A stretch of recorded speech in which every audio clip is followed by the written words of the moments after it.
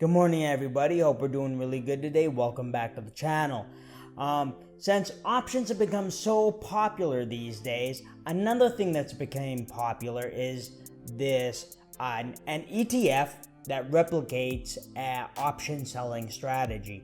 This ETF is called QYLD, and all it does is it tries to replicate the strategy of selling covered calls on the Nasdaq 100.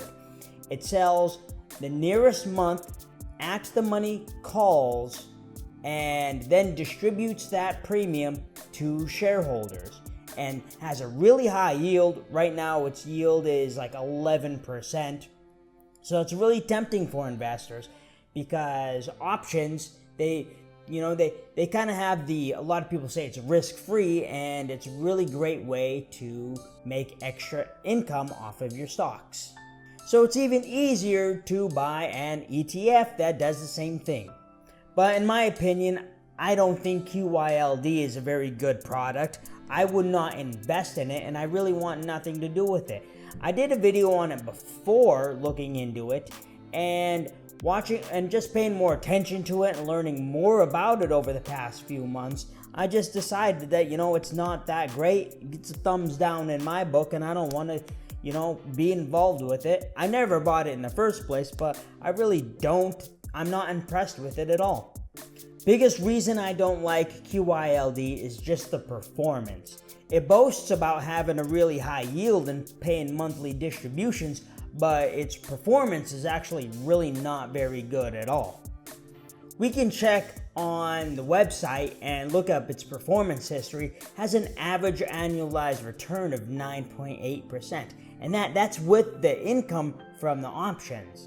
And cumulative, altogether, if you would invest it in inception like 6 years ago, you would be up 94%. But the S&P is up. You could have just invested in the S&P and you'd have more money than that. The S&P 500 is up 104% for the same time frame. Then we look at the total returns on a year-by-year basis. In 2014, you only made 3.7%. 2015, you made 7%. 2016, you made 5%. And then we've only had 2 good years out of this fund. We had 19% in 2017 and about 23% in 2019. And we had a loss in 2018 of 3% on this fund. Now looking at the chart, since inception, this thing is down 11% since inception.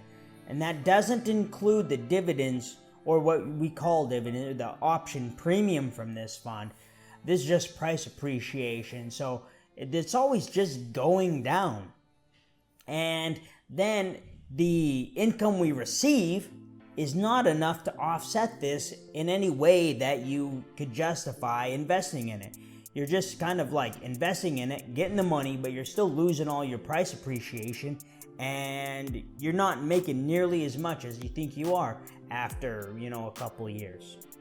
Now, if we compare this to the Qs, which is what we are selling the covered calls on, there's so much price appreciation in the Qs that it's crazy to think that the income is like worth it over the Qs.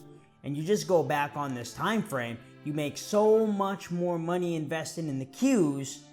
You're up 246% in the Qs since inception. And then even with your income included on QYLD, you're only up like 94% since inception. So this high income, this high yield is really blinding people, and the allure of selling options that, there's much better ways to put your money than QYLD. Another weird thing about QYLD, and I didn't know this at first, but it's the way that the income is taxed on it. You would think that since they're selling options that it's all going to be, short-term rates, short-term capital gains rates, but it's not. Some of it's going to be taxed long-term, some of it's going to be taxed short term, and then some of it is going to be taxed as return of capital. And return of capital is a little different because return of capital is kind of when they consider it you getting your money back from the investment. So it's tax free, but that reduces your cost basis on your investment until the point that your cost basis is zero. Then your income is all taxed at your ordinary short-term rates. And since this is an ETF, it's kind of complicated because it holds shares and then it holds option contracts, but then it's receiving premium from that. And this is called a mixed straddle election approach to the taxes. And it's kind of complicated. I'll have a link to the tax primer for the covered call ETFs in the description below so you can look at it a little better. And essentially is you will have a couple baskets. You will have your shares that you'll sell the contracts on, and then you're going to have a bunch of contracts. So these are going to balance out depending on if these go up or they go down. That is what's going to determine your short-term and your long-term capital gains rates, or your taxes on that. And they have a couple descriptions in here. Let me show you the scenario to kind of so you get a better idea of how this works. We have a scenario 1. So if your daily sum of $12.56, that means your option contracts, and your non-$12.56 bucket, that means your underlying shares, your Nasdaq 100 shares. If an overall loss, and the loss is due to the shares amount being larger, then the net amount is classified as a short-term loss. And then, if the daily sum of your option contracts and your shares bucket is an overall gain, and the gain is due to the shares being larger, then the net amount is classified as a short-term gain. And they have 6 different scenarios here, depending on all of them.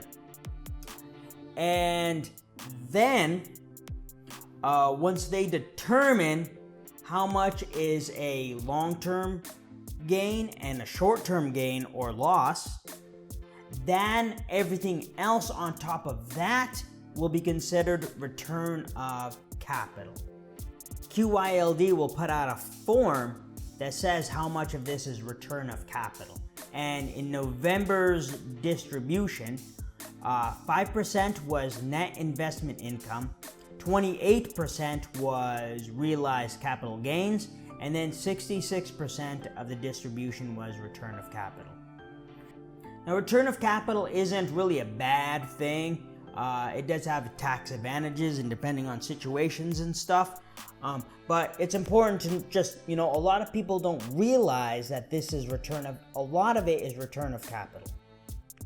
And I think it adds a little extra tax headache on top of just poor performance. You're taking all your performance in yield instead of actual, you're not really gaining very much from QYLD's income when you're losing the price appreciation, and then you got a weird little tax headache that you got to add on top of that.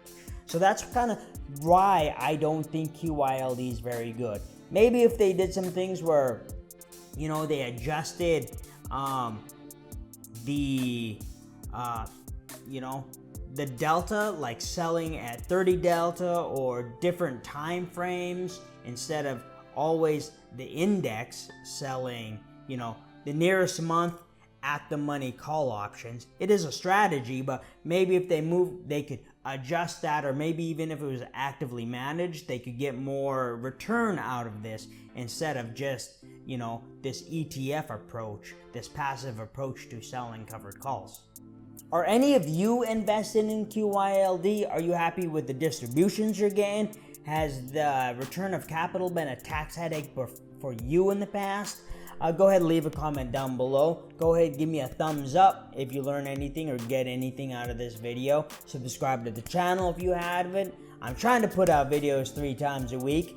And then I'll put some other cool videos over here that we can watch. And I want you to go have a good day, alright?